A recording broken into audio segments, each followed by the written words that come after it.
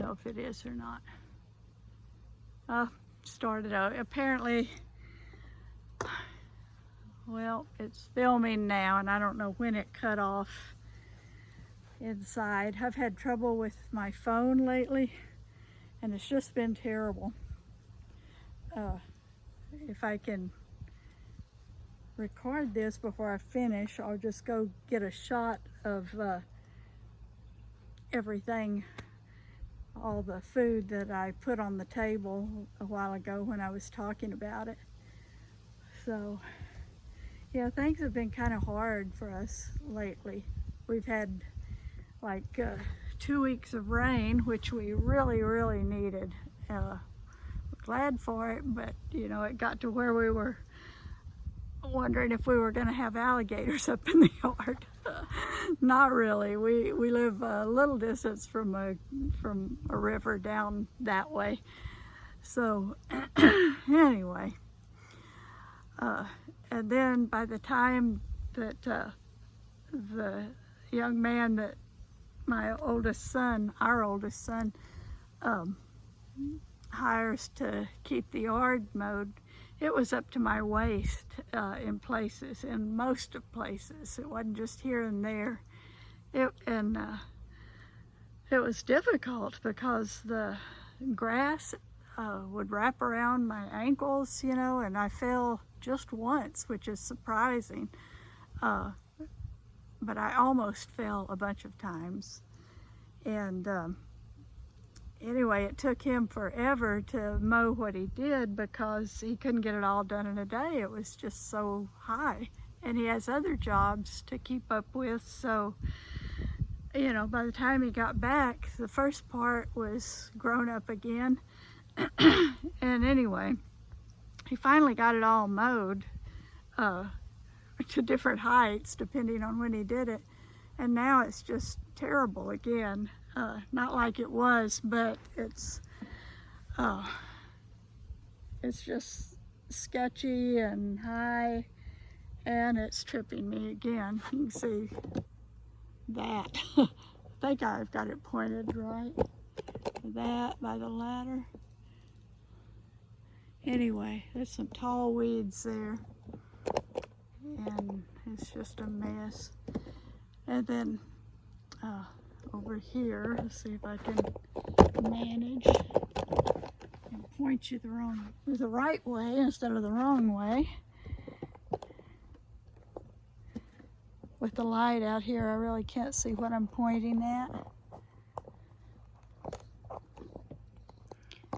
Well, I'm gonna have to just do without showing y'all the lawn over there where it's so bad again.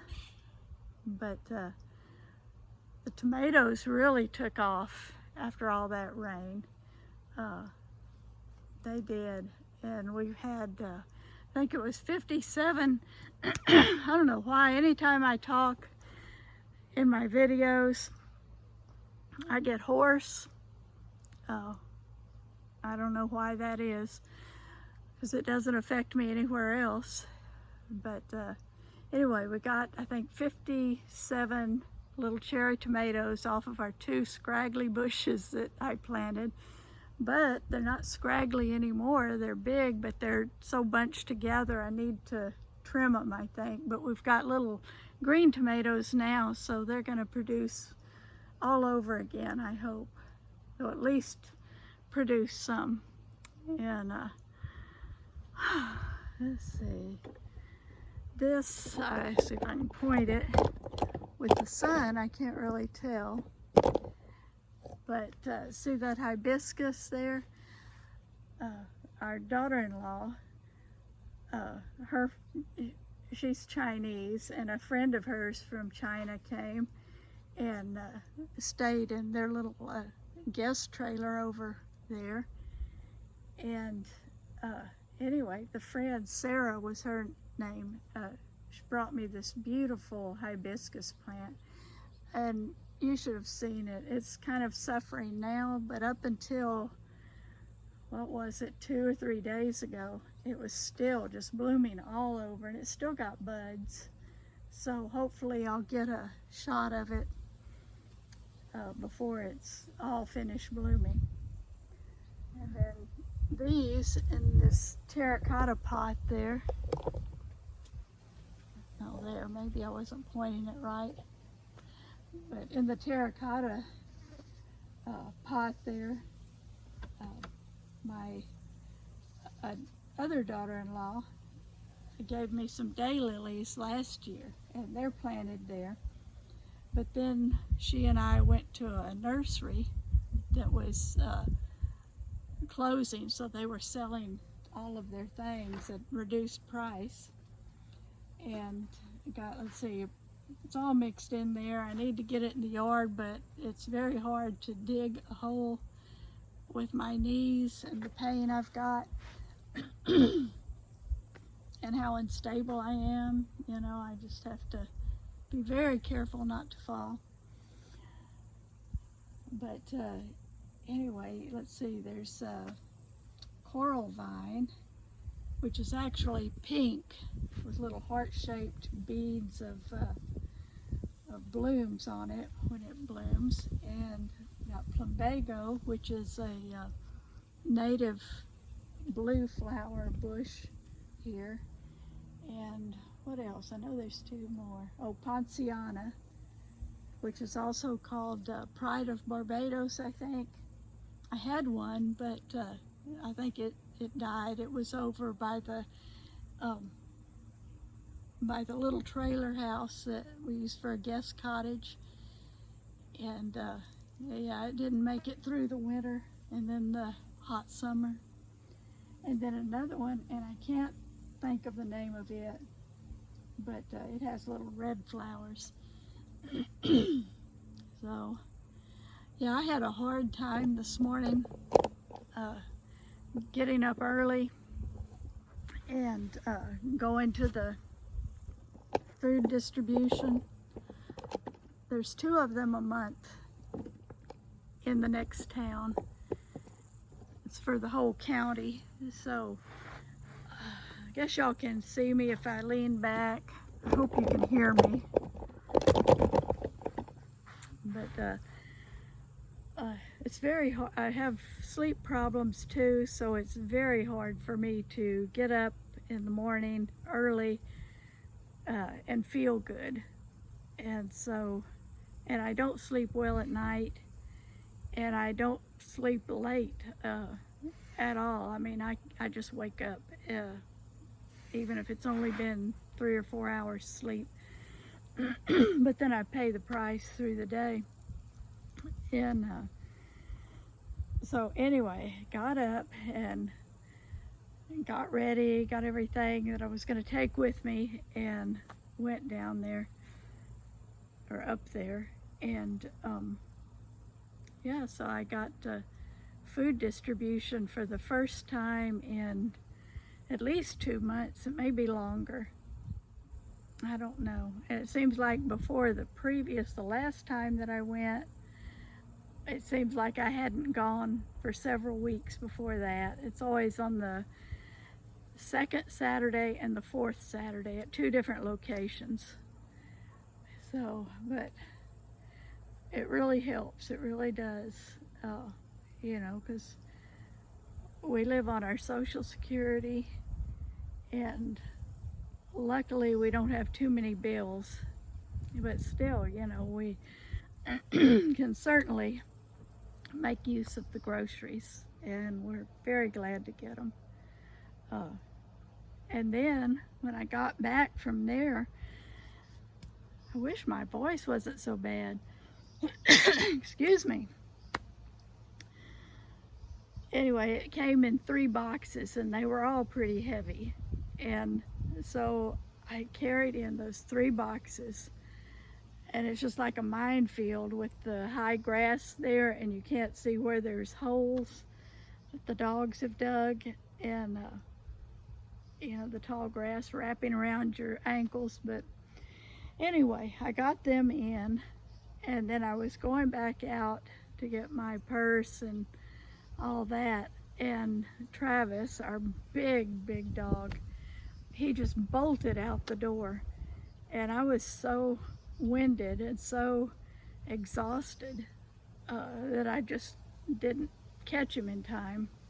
So he was gone off down the road, just bolted. So I came back in the house and picked up a leash, got back in the car, and drove down the road. Well, he had run to our oldest son's house. And by the time I got there, he had already put Travis inside on the porch. So that was good that I didn't have to coax him out. Well, he doesn't coax. It would be very difficult to catch him if he wasn't already caught. And what he does, he runs up to their porch and wants in, and so they let him in, and then they've got him for me when I get there. So anyway, I stood by the porch, got his leash on, and then went to the car and brought him back home. But he was just wild. He's heavy and he's solid muscle, and he was just jerking me around. Man, I was really glad to get back in the house, even if I was feeling horrible. And so I didn't do the food distribution video until I'd sat down for a couple hours. I just couldn't. I was just drinking water, sitting down and trying to recuperate. So then I just did the food distribution haul. But while I was in there sitting, as soon as I came in, I just sat on the stool by the sink, and I was just already drinking water, and I was just pouring sweat. My hair was sweating again. But I reached down to pull up my pants around my knees, you know, because it was sticking to the sweat, and ripped my pants. I don't know, I hope you can see that. So they're old, and this, for some reason, this is where they wear. I don't know why, but they do.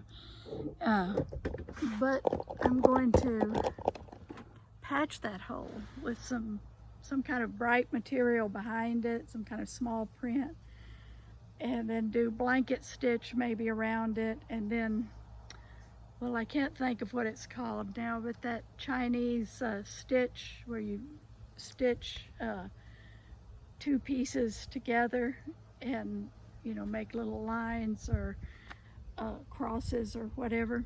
And so I'd been wanting to do that, but you know, I didn't have any torn pants, so now I do. So it's all good. Things are such a mess, but I want to show you our purple crepe myrtle. I hope you can see it from here. With the sun, I can't tell what I'm showing you, but that should be it, I think. Let me see if I can get over here. Well, there's no way I can see, but I hope you're seeing all those purple blooms in the myrtles. I've been thinking about what I want to plant more of, because I really want to plant more trees, even though we've got quite a few. And my first thought was to put purple crepe myrtles, maybe 4 of them, on the long side of the house here, but I don't know. Then I thought, well, if I'm going to plant some trees, it should probably be something that produces food, for the reason I think we're going to need it. And you can, you know, it's always useful. So I don't know. I was thinking of figs, because we will eat those raw. Plus, it's very easy to make jam out of figs. And I really do need things easy now. At my age, well, this is my birthday month. I'll be 72. I think.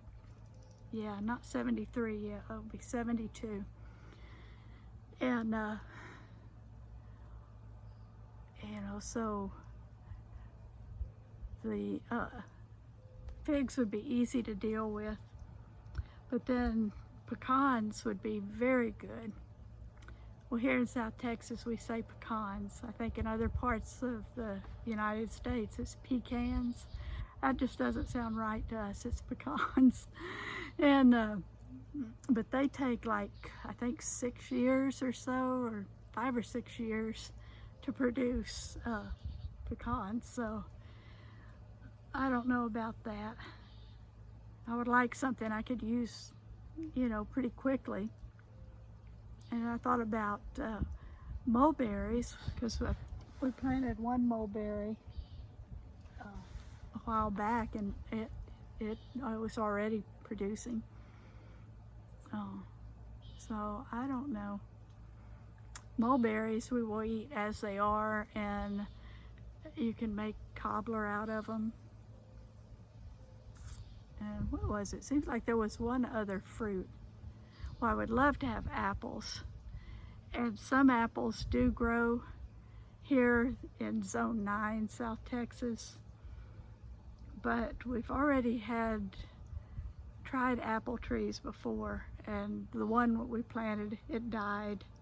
So I don't know if I want to take a chance.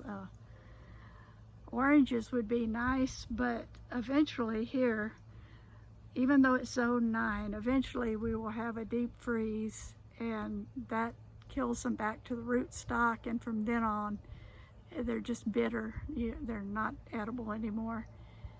So I don't want to do that.